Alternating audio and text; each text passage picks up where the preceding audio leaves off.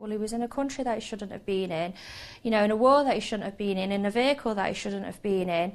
That is very difficult to accept, and at the end of the day, he was my little brother, and I want justice for him and for us, and the respect that they deserve, the people, not pawns. Lee Ellis was 23 when he was killed by a roadside bomb in Iraq. By the time of his death, our troops had been in action there for 3 years.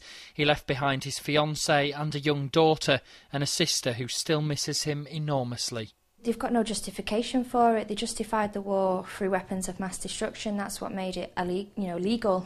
But Tony Blair has actually admitted that he went in there for regime change, which is illegal under the Geneva Convention.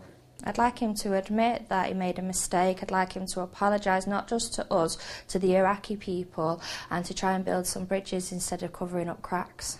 It's highly unlikely that he's going to be in jail with the rest, with the murderers, and it's not going to happen. I'd love it to happen now.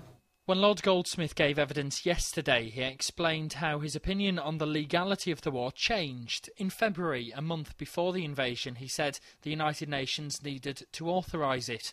Just a month later, after speaking to senior figures in America, he changed his mind. He denied being asked by Tony Blair to change his opinion, saying, "I did reach the view then, and still am of the opinion that it was lawful. I stand by that advice."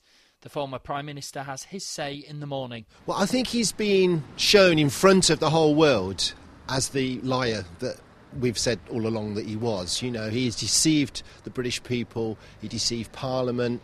I think he should say, "I'm sorry, I was wrong, the war has been a disaster."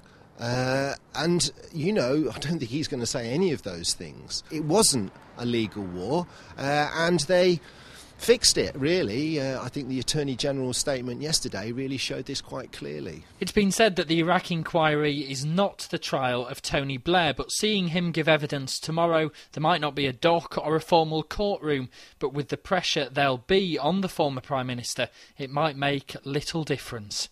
James Webster, Channel M Today.